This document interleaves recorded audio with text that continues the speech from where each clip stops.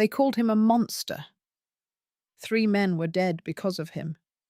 No one dared look him in the eye. So why did a desperate young woman ride into Redwood Valley and choose him, of all people, as her only hope? Because sometimes the person the world fears most is the only one brave enough to say yes. Welcome to a channel that believes the West wasn't just gunfights and gold. It was love found in the dust, mothers who sacrificed everything, strangers, who became family, and hearts that healed each other when the world wouldn't. Never judge a soul by the rumors that surround them. The greatest protectors are often the most misunderstood. Like this video if Cole's story surprised you. Share it with someone who's ever been misjudged and subscribe, because every week we bring you another story worth staying for. Cole just sat on that black horse of his, staring down at her like she was a ghost. He looked like she'd just asked him to dig his own grave.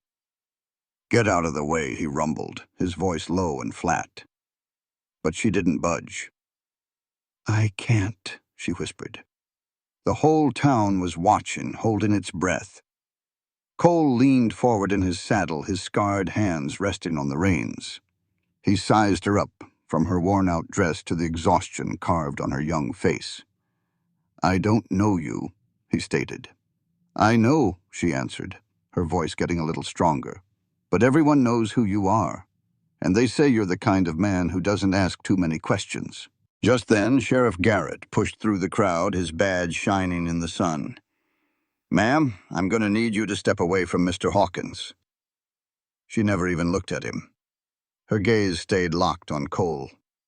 "Please," she said again, "I'll earn my keep. I just need a safe place before dark." When the sheriff put a hand on her arm, she flinched so hard she nearly fell. And Cole saw it plain as day. The fear in her wasn't for him. It was for something else. "Sheriff," Cole's voice cut like a knife. "Let her go." "What's your name?" Cole asked, his voice a bit softer. "Amelia Carter." She told him the whole sorry tale. She'd come from Philadelphia to get married, but the groom took every dollar she had and vanished 3 days ago. Now the hotel owner was about to have her arrested. "Can you get my money back?" she challenged the sheriff, fire in her eyes. "Can you give me somewhere to go?" The lawman had no answer. Nobody did. Cole swung down from his horse. "You know what people say about me?" he asked her quietly. "Yes," she whispered. "And you're still asking?" "I have no other choice." Cole looked at the sheriff. "She break any laws?" "Well, no, but then she's free to go as she pleases." He turned back to Amelia. "You know how to ride?" She nodded. "Then get on." The town started buzzing like a kicked beehive, but Cole paid them no mind. He swung back into the saddle, reached down his hand, and pulled her up behind him. She grabbed onto his waist, shaking something fierce. "Hold on tight," was all he said. They rode out of Redwood Valley, leaving everyone standing there with their mouths hanging open. They rode for 20 minutes before he spoke. "The man who robbed you. What was his name?" "Thomas Brennan," she answered, then described him. "Why?" she asked. Cole's voice was cold as a stone. "Because if he ever shows his face in Redwood Valley again, I want to know who I'm looking at." For the first time in days, she felt a little bit of the fear leave her. As the sun began to set, his ranch came into view. It was a small log house and a barn tucked between 2 ridges. It was solid, and it was lonesome. "You live way out here by yourself?" she asked as he helped her down from the horse. "That's the point," he said flatly. He led the horse to the barn, leaving her standing alone in the yard. The sunset was beautiful, but a new kind of fear crept in. She was miles from anywhere, with a man known for violence, and she had put herself there. "You coming inside, or do you plan to sleep out here?" Cole's voice made her jump. He stood in the doorway of the house. As she walked toward him, she saw the inside. It wasn't what she expected at all. It was clean, and it was simple. The cabin was just one room, small and rough. Cole pointed to the only bed. "That's yours," he said, grabbing a blanket from an old trunk. "I'll take the couch." Amelia shook her head, feeling how tiny the space was. "I can't take your bed." He just looked at her. "Yes, you can. I don't sleep much." He walked to the door. "Pump has water. Pantry has food. Bolt this door after me." He was leaving. "You have to tend to the horses," he said before she could ask. "But use that bolt. Don't you open it for anyone but me."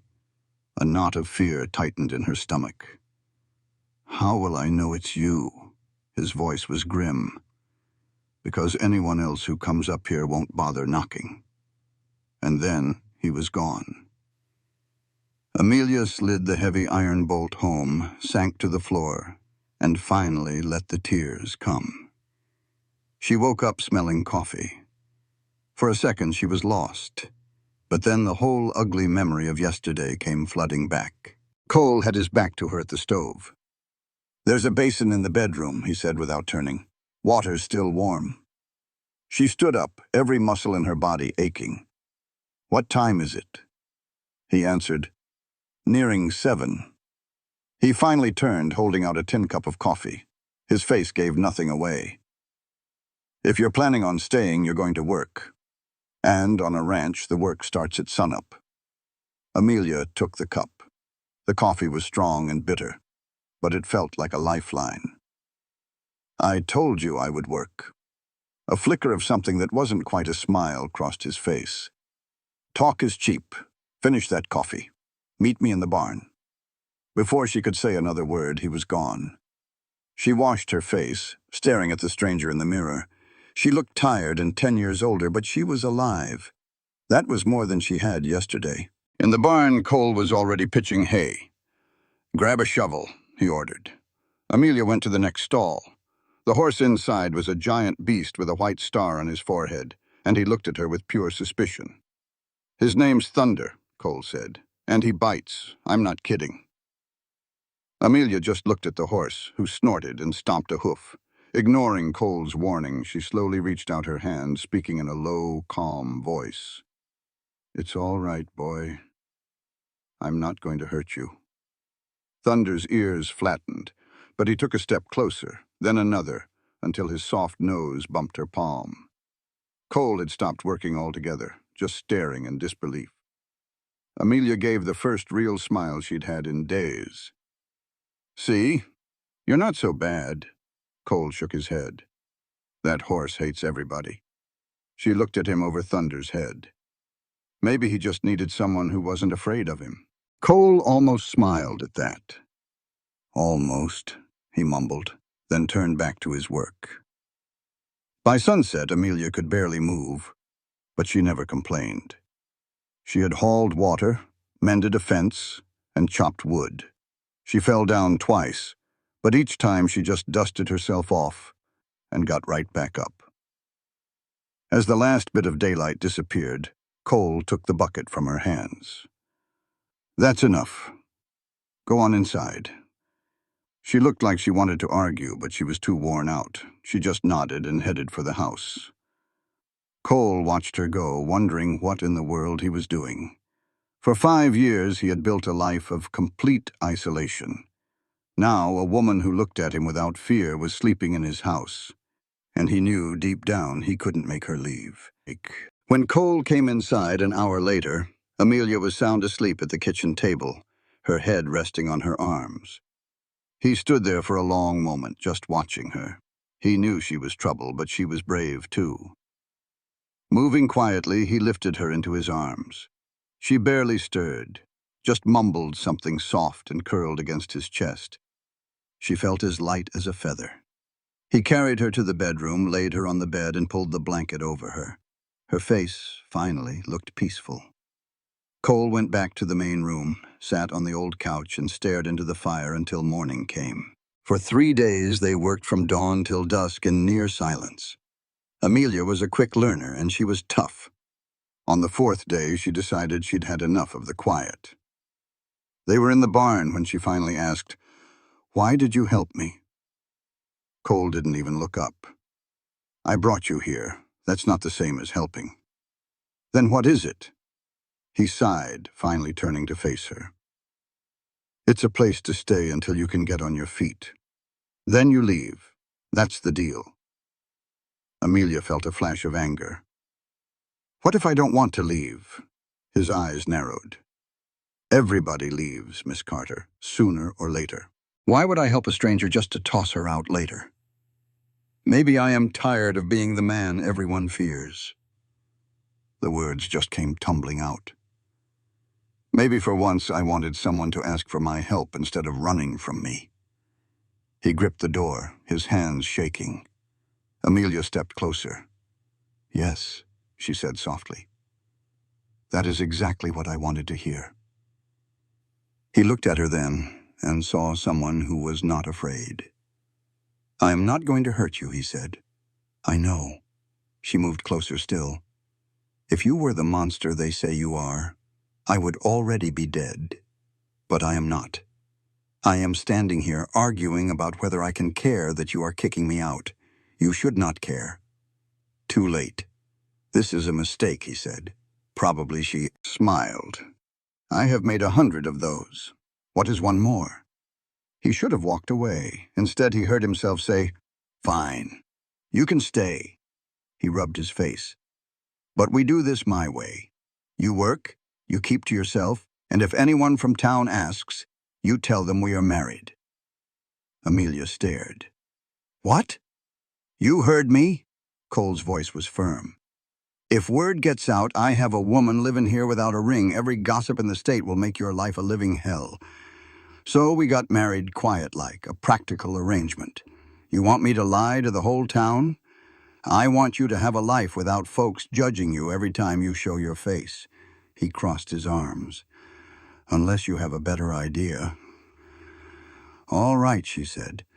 Married in name only. Cole agreed. And when you leave, we will say it did not work out. Simple. Amelia nodded. This was not what she had imagined 5 days ago when she stepped in front of his horse. But then nothing was. One more thing, she said. What? If we are pretending to be married, you should call me Amelia. Miss Carter sounds like you hired help. A corner of Cole's mouth twitched. Amelia. He tested the word. And I will call you Cole. Cole's fine, he said. Then I reckon we have a deal, she said, holding out her hand. He took it. His grip was firm and warm, a promise, or maybe a warning. Amelia Hawkins, as far as anyone was concerned, decided she would figure it out later. The first person to hear about their marriage was Sheriff Garrett, and he was not happy. He rode up to the ranch 3 days later, kicking up a cloud of dust. Amelia was out back, trying to bring a little life to a patch of dry dirt. She heard the horse, then Cole's sharp voice. You are on my land, Sheriff. Need a word, Cole. Garrett dismounted, his hand near his gun. Heard you got married. Silence. Amelia froze. That is right, Cole said. To the woman who was begging for help in the street? Garrett's voice was sharp. Cole, you do not even know her. I know enough. Do you? I sent a wire to Philadelphia. There is no Amelia Carter in any city record. Her heart stopped. Amelia walked around the house. Both men turned.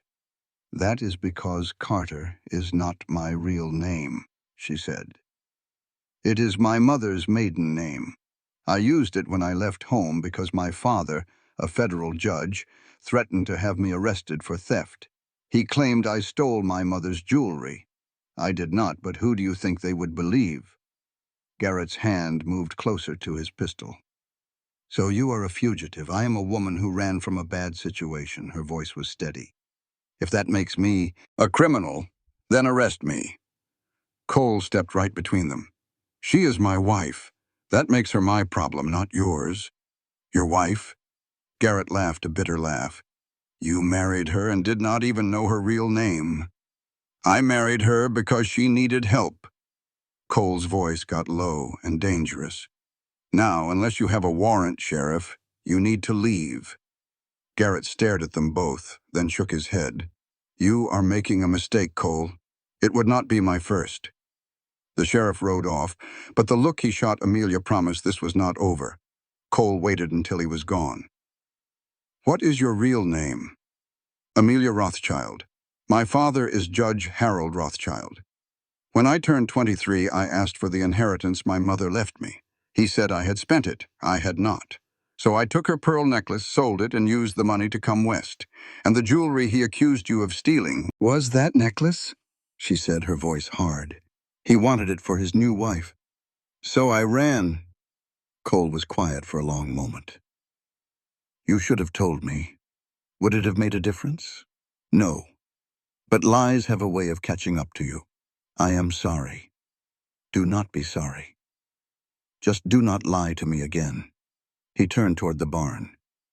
You are Amelia Hawkins now. That means something. She watched him go.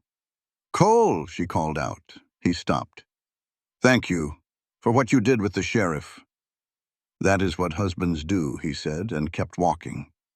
Amelia wondered if she had just made things better or a whole lot worse. That night, Cole slept on the sofa. When she woke at dawn, she found him there and started making coffee. The simple routine calmed her. You are up early. His voice made her jump. Could not sleep. Me neither. He stared out the window. We need to talk. Your father is a powerful man. He can make trouble if he finds you. The question is, will he look? I do not know. He wanted me gone, but he hates losing control of anything he thinks is his, and he still thinks I belong to him. Then we need a plan. What kind of plan? Cole drank his coffee. We make this marriage real. Amelia almost dropped her cup. What? Not like that, he said, waving his hand. I mean, legally. We ride into town today and file the papers. That way, if anyone comes looking, there is a record. You are not hiding. You are a married woman living her life. But he could find the records. Maybe. But then he would have to explain why he is chasing down his married daughter clear across the country. Model. Cole set down his coffee cup with a thud. This way, you have legal protection. It gives me the right to tell folks to mind their own business, and the town can't whisper about something that's written down in black and white. There was no other choice, and she knew it. All right, she said, her voice steady. We'll do it today. An hour later, they rode into Redwood Valley on a single horse. Every shopkeeper, every woman on the street stopped and stared. By the time they walked into the county clerk's office, the whole town was buzzing. The clerk, a small man with ink on his fingers, went pale when he saw who it was. Mr. Hawkins, what can I do for you? Cole took off his hat. His voice was calm and clear. We need to register a marriage. This is my wife, Amelia. When did this marriage happen? The clerk asked, looking mighty uncomfortable. A week ago, Cole said. Just a private ceremony. The clerk shook his head. Mr. Hawkins, without any witnesses, my hands are tied. Just then, a firm voice cut through the silence from the doorway. I will witness it. They all turned to see Mrs. Eleanora Pritchard, the town's schoolteacher, a tough woman in her 50s who never minced words. I saw them take their vows. Amelia was stunned silent, but Cole found his voice. We're much obliged, Mrs. Pritchard. I'm not doing this for you, Cole Hawkins, she declared, stepping forward. I am doing this because this young woman should not have her good name questioned. She looked right at Amelia with a knowing eye. I do not know your story, child, but I know what it feels like to need a helping hand. I can be the other witness. Dr. Samuel Chen stepped inside, his eyes kind. I heard you needed some folks to sign. Cole's jaw set hard. You sure about that, Doc? Tongues are gonna wag. Dr. Chen just smiled. Let them. I have dealt with town gossip for 10 years. A little more will not hurt. And just like that, with two upstanding citizens risking their own reputations, Cole Hawkins and Amelia Rothschild were legally married. After the papers were filled out, Cole signed his name, strong and clear. When Amelia took the pen, she paused for just a second, then wrote, Amelia Marie Hawkins. It was finally real. But when they walked outside, a crowd was waiting. Sheriff Garrett stood right at the front, with at least 20 townsfolk behind him, all staring. "So it is true," Garrett said flatly. "You went and married her." "That is what the paper says," Cole answered, his voice steady as a rock.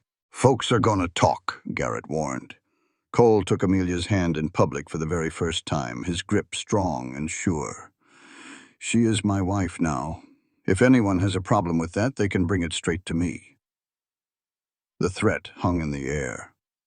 For a long moment, nobody said a word. Then Mrs. Pritchard stepped up and smiled. "Well, I think this is wonderful news for our town." She looked right at Amelia. "You are both welcome at the church social next Sunday, Mrs. Hawkins." "We do not," Cole began, but Mrs. Pritchard cut him off. "You are married now. That makes you part of this community, like it or not. And we take care of our own." A few people in the crowd nodded in agreement. Sheriff Garrett's face darkened. "This is not over, Cole." "Yes, it is," Cole said, meeting his gaze. "Unless you have got some real charges, Sheriff, I suggest you go find some actual trouble to worry about." Garrett turned and stalked off, and the crowd started to break up. But just then Amelia saw a face that made her heart stop. A tall, well-dressed woman who looked completely out of place in their small town. She was watching Amelia with a cold, calculating gaze. When their eyes met, the woman smiled a smile that was not friendly at all.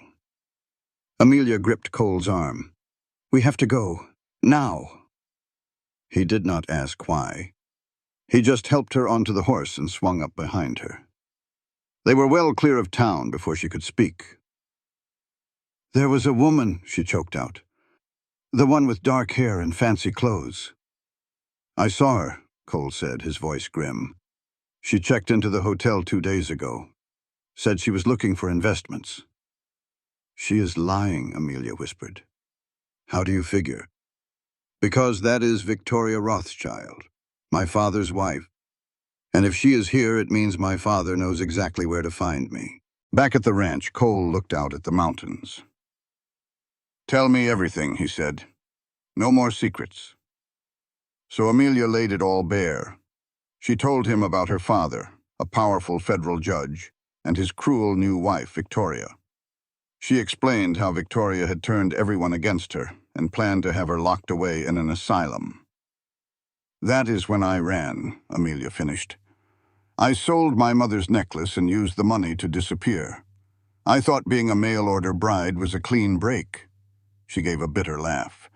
"Turns out I am not very good at hiding." Cole was quiet for a long while. "She cannot make you go back," he said finally. "You are my legal wife. Your father has no claim." "Legal does not matter to a man like him," she cried. "He will find a way, not without evidence. He will make it up. You do not understand. He never loses." Her voice cracked. "I never should have put you in this danger." "You did not," he said firmly. "I made my own choice." "But now you are a target too."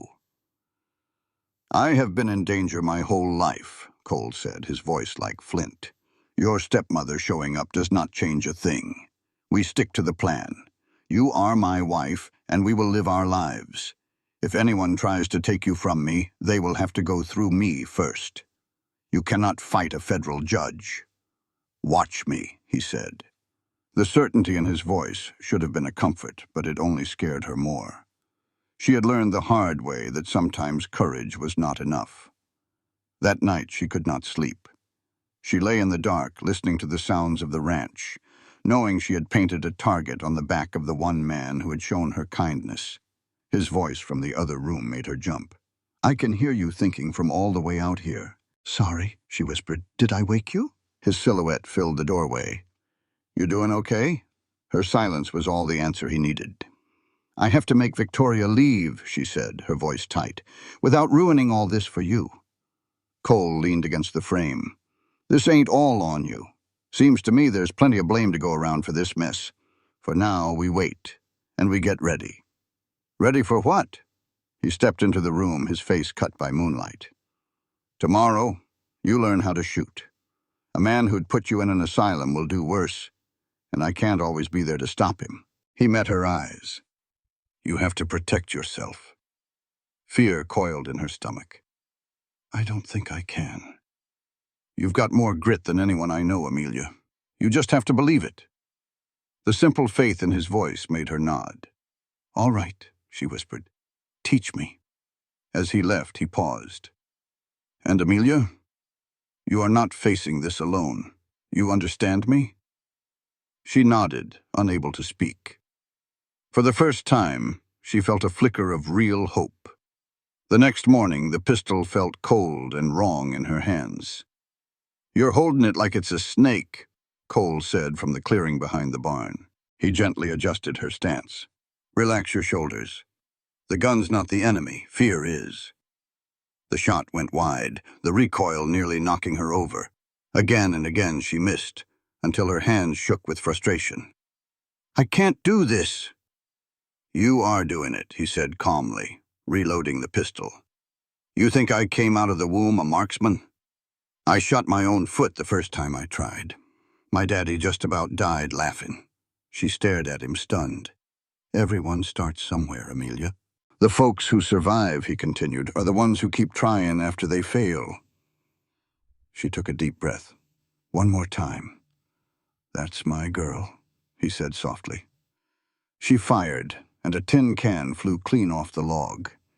His hand came down on her shoulder, warm and sure. They practiced every morning that week, and she got better each day. Soon she could hit 5 targets in a row. Lowering the pistol, she turned to him. Can I ask you something? Why did you really agree to marry me that day? He was quiet for a long moment. You remind me of my sister, he finally said. She's gone now. Died of a fever 10 years back when I was away on a cattle drive. His jaw tightened. But mostly, it was your courage. You stood in front of my horse and asked for help, no excuses and no apologies. I hadn't seen that kind of strength in a long, long time. His voice grew rough with an old pain. Survival don't mean much if you lose the ones you're surviving for.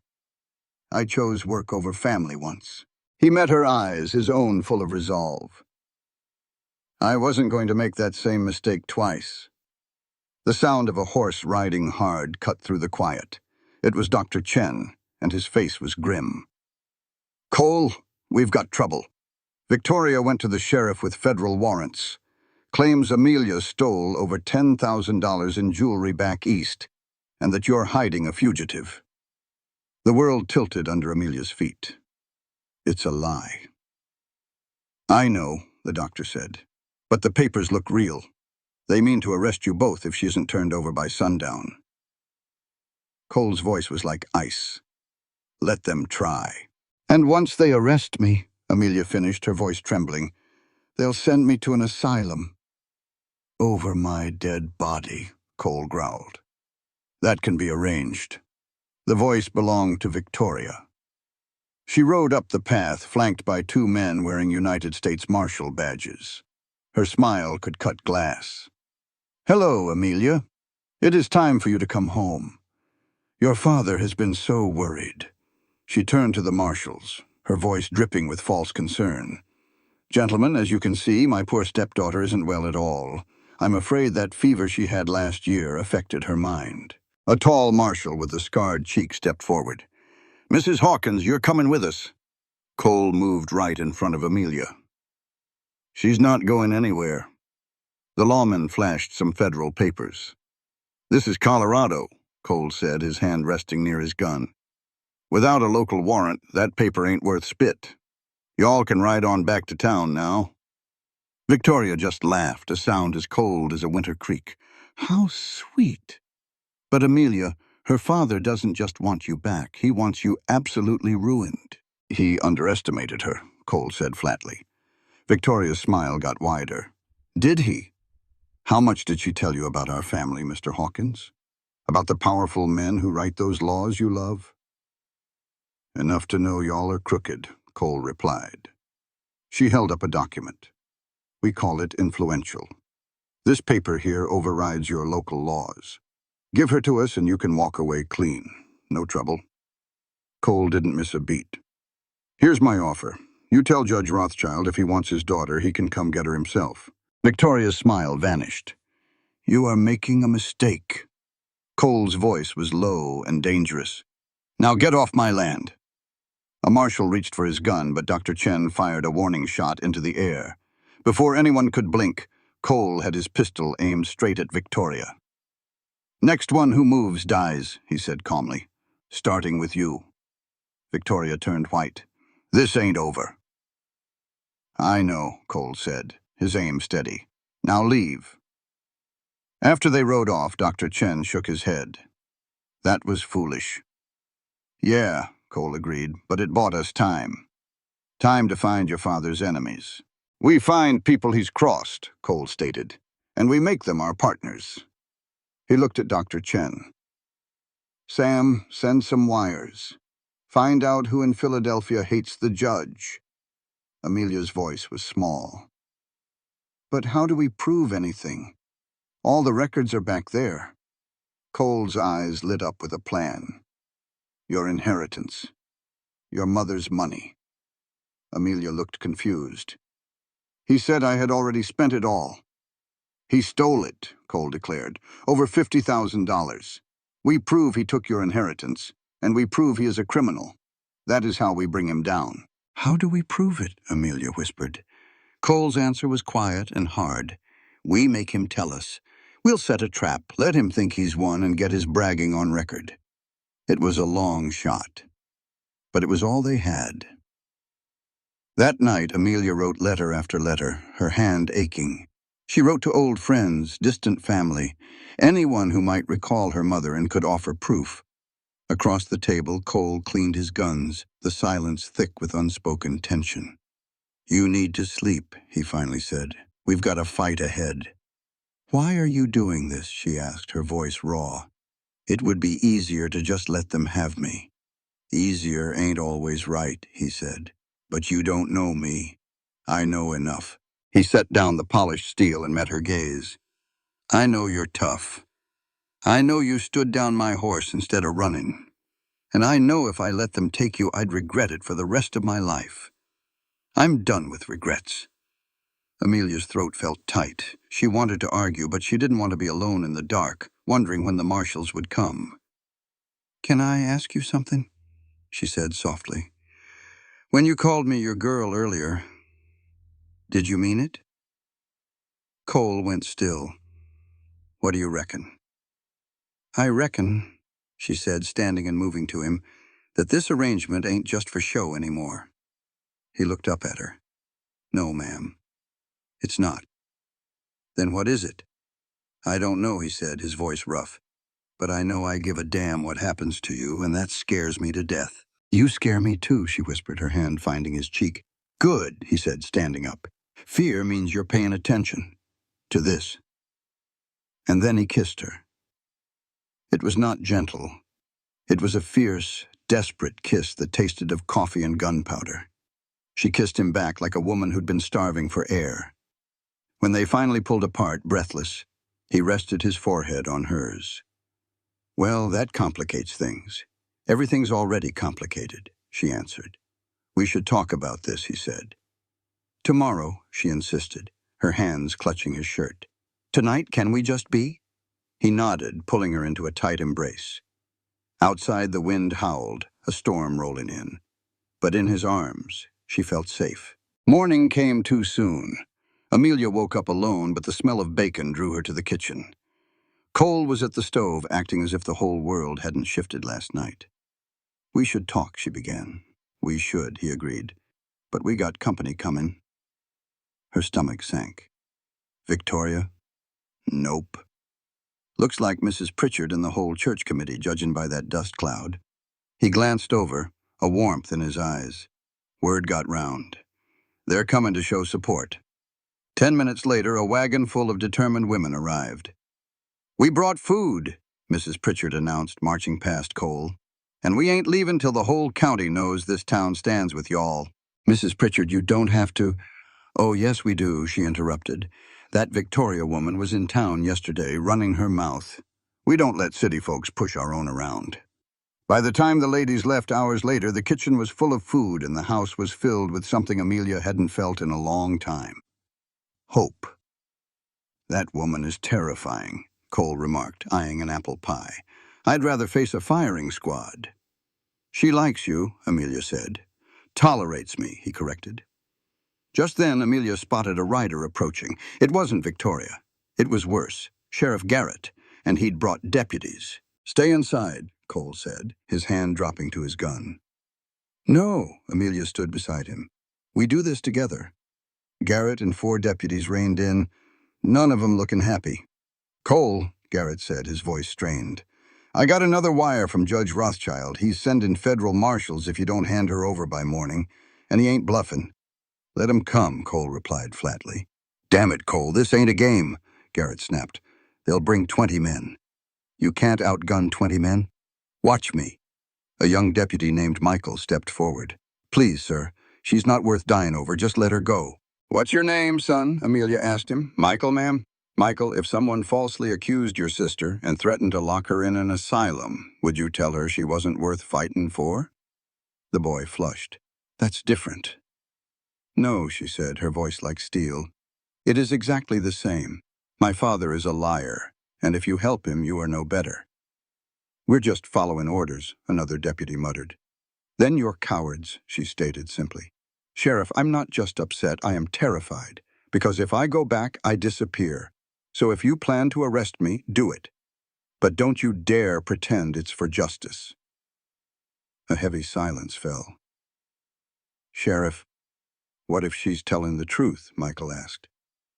Doesn't matter, Garrett said, but his own voice shook. Orders are orders. Well, it sure does matter now. Dr. Chen came barreling up, his face all flushed. He said, I just heard back. Judge Rothschild has been under the microscope for 6 months for some shady money business. Garrett turned, asking, What? Dr. Chen explained that lawyers in Philadelphia were just waiting for someone to speak up about the judge's corruption. He held up a folder. In here are statements confirming Amelia's mother left an estate worth over $60,000. Every last cent was supposed to go to Amelia, but it vanished. Garrett started to argue, but Dr. Chen cut him off. It proves he stole from his own daughter. The doctor told Amelia the judge moved the money to Victoria's accounts, but left a paper trail a fool could follow. You can prove this? She asked, feeling faint. He smiled. Enough to get those warrants tossed right out. That changes nothing, Garrett said, but he didn't sound so sure. Cole stepped in. Colorado law says you need a good reason to arrest somebody. Do you have one, Sheriff, or just a piece of paper from a crooked judge who's about to be arrested himself? Garrett looked at his men, who just stared back. Finally, he said, I need to think. Think fast, Cole shot back, because if lawmen show up on my land tomorrow, it's going to get ugly, and it won't be me bleeding. Garrett got on his horse. You've got 24 hours. Then they rode off. Amelia finally took a breath. She asked Dr. Chen if the investigation was real. He told her it was, handing her the folder full of proof showing how the money was moved. How long have you known? She whispered to Dr. Chen. Since the day you told me your story, he said with a kind smile. I wasn't about to let you face that scoundrel alone. Cole looked at the doctor with pure gratitude. Thank you, Sam, he said softly. Don't thank me yet, Dr. Chen warned. Victoria is still here, and she's dangerous. Just then, a low rumble of thunder echoed from the mountains. Cole glanced up at the fast-moving dark clouds. A storm's coming, he said. A big one. He told Dr. Chen the weather was all wrong and the river would rise fast.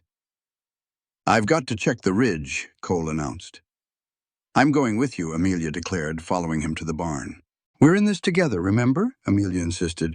I can ride and I can shoot. We both go, or neither of us goes. Cole just sighed. You're probably going to get us both killed. But at least we'll die together, she said, trying to lighten the mood. They rode out as the storm broke loose.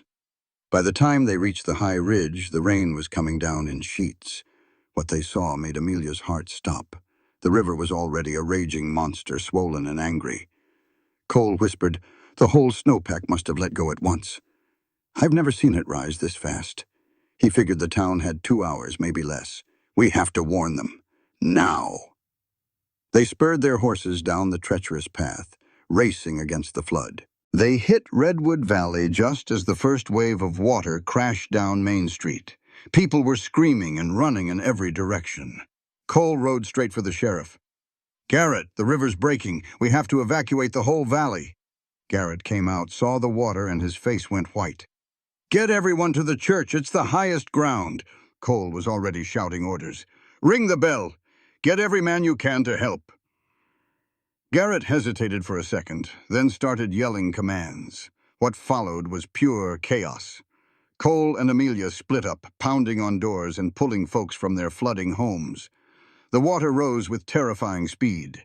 Amelia found Mrs. Pritchard trying to save books from the schoolhouse and had to drag the woman out before the building was swept away. They scrambled for higher ground just as Mrs. Pritchard slipped. Amelia caught her, pulling her back from the current with a strength she never knew she had. Across town, Cole discovered the boarding house had collapsed, trapping 4 people inside. He waded into the churning, waist-deep water and started tearing at the wreckage. Dr. Chen appeared beside him, and together they pulled out 3 women and a boy. But as Cole reached for the last woman, the structure groaned and shifted. He dove back in without a second thought, grabbing her hand just as a beam crashed down on his shoulder. He pulled her with all his might, and they both tumbled into the flood just as the rest of the building came down. The next hour was a nightmare of rising water and desperate rescues. Cole and Amelia worked until they were numb with exhaustion, leading people and livestock to the safety of the church. When it was over, the lower half of the valley was gone, but every single person was alive. Cole leaned against the church wall, covered in mud and blood. Amelia slumped down next to him. "We did it," she whispered, taking his hand. "We saved them." Cole shook his head. "No." Sheriff Garrett's voice cut through their exhaustion. He was standing over them. "You saved them, Cole. Not us. You." "She is right," a man said, his voice choking. "You saved us. Half this town would be gone if not for you." The folks around them began to understand. The man they had feared was their savior. Michael's mother, Mrs. Patterson, came forward with tears on her cheeks. "Mr. Hawkins, we were so wrong about you. We were cowards." She stood taller. "But not anymore. Anyone who tries to harm you or your wife will have to get through this entire town first." The crowd rumbled with agreement. Cole Hawkins was finally one of them. The church doors flew open. A soaking wet and furious Victoria stood there with her marshals. "How touching," she sneered. "But a hero or not, she is still wanted for theft. We are taking her tonight." "The hell you are," Michael Patterson said, stepping up with his hand on his gun. "The lady stays," the scarred marshal warned him. "Boy, you do not want to do this." "Actually, I do," Michael answered, drawing his weapon. All around the room, other men stood up with him. "You are all insane," Victoria shrieked. "Maybe," Cole said. "But we are insane together. You can either start a war you will not win, or you can ride out of here." The marshal eyed the armed townsfolk, then holstered his gun. "We were paid to do a job, ma'am, not to die," he said to Victoria, then turned and walked out. Victoria glared at Amelia. "My husband will destroy this whole town." "Let him try," Amelia replied, her voice filled with a new strength. Victoria stormed out, slamming the door behind her. In the sudden quiet, Mrs. Pritchard started to clap. Soon, the entire church was applauding them. Cole and Amelia looked at each other.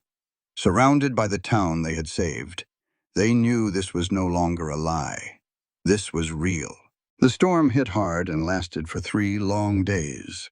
The whole town huddled together in the church and waited for the floodwaters to go down. Through it all, Cole and Amelia worked side by side, helping people and keeping spirits up, both knowing that Victoria would be back. When the rain finally stopped on the 4th morning, the town was a wreck, but everyone was alive. "We will rebuild," Mrs. Pritchard said, looking at the damage. "We always do." Cole came to stand beside her, his face tired but determined. "This time you will not have to do it alone. I have got lumber and tools at the ranch, whatever you all need." Cole, she said, a small smile on her face, you have already done more than enough. Yes, I do have to, he said, looking at her straight. This is my town now, too. And do you like it? She asked softly. Cole's gaze found Amelia across the yard, and a look of pure resolve settled on his face. She was over there, helping Dr. Chen with the medical supplies. Yeah, I see her, Cole said. Mrs. Pritchard followed his gaze, and her smile got wider. She's a good woman for you, Cole. He nodded. Better than I have any right to. Just then, Sheriff Garrett came rushing over, waving a telegram with a flushed face. Cole, you better read this. Cole scanned the paper once, then again. He looked up at the sheriff, his face a mix of shock and pure disbelief. Judge Rothschild was arrested. All of it was true. The warrant for Amelia was torn up. She was free. I owe you both an apology, the sheriff said, holding out his hand. I should have believed Amelia from the get-go. Cole just wanted to find his wife. Where is she? He was already moving. Amelia needed to hear this from him. He found her in the church, wrapping a bandage on an old man's arm.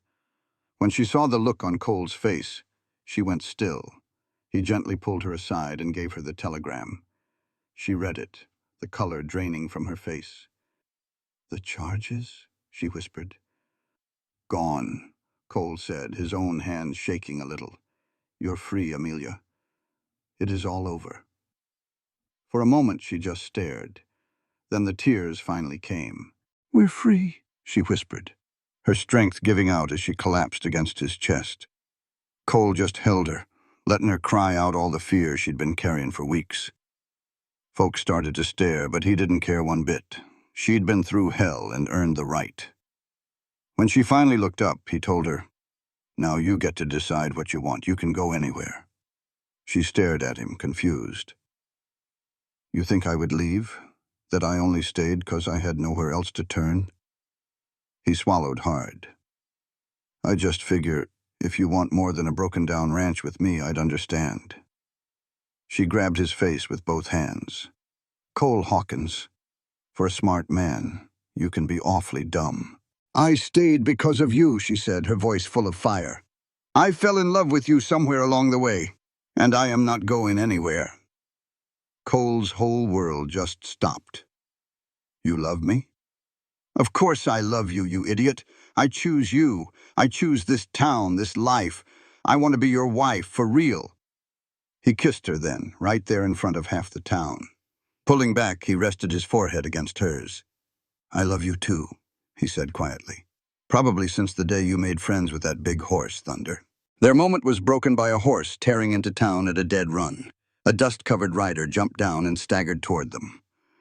When Amelia saw his face, her blood ran cold. It was Thomas Brennan, the man who'd abandoned her. Amelia, he yelled. Thank God I found you. Cole moved in front of her, his hand resting on his gun. You have 5 seconds to start talking before I shoot. Thomas threw his hands up. Please, wait. I didn't abandon her. I was arrested. That Rothschild woman paid off the sheriff in Denver to lock me up on false charges. Why should I believe you? Amelia's voice was steady, though she was shaking inside. Thomas pulled a heavy leather pouch from his coat. Because I have this. Every dollar she took from you, and then some. She paid me to disappear with a bank draft. When I threatened to expose her for fraud, she paid me again to stay gone. He held out the pouch. But I couldn't live with it. You deserved better. Sheriff Garrett took the money and looked inside.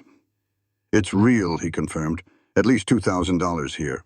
Amelia's knees felt weak. The money was never the promise, she said quietly. A fresh start was, and I got that, just not from you. She took Cole's hand, and Thomas's face crumpled. Then I am glad for you, he said.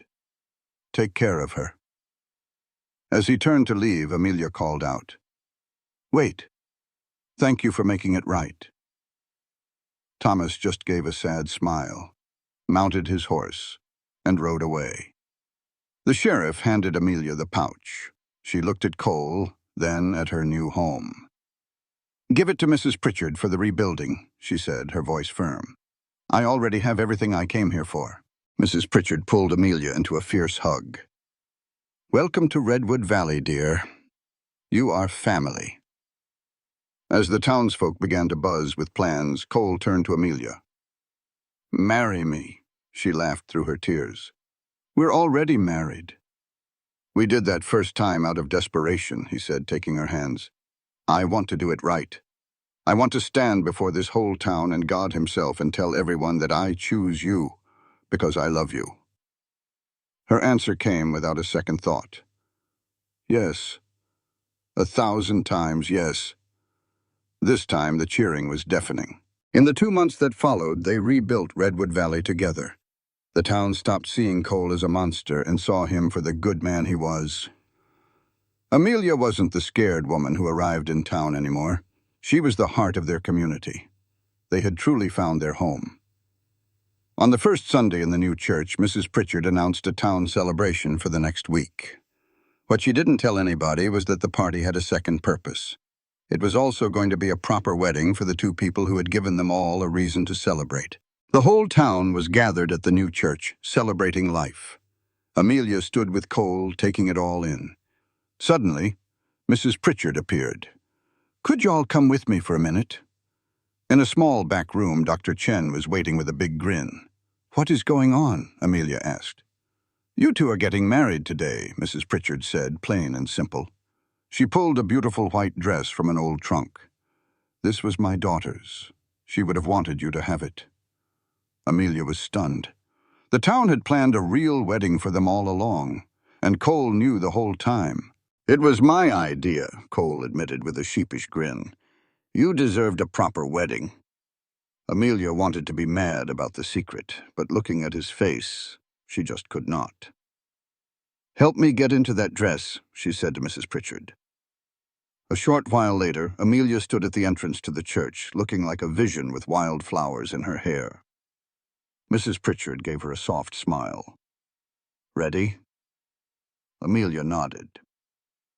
I have been ready since the day I stepped in front of his horse. The doors swung open.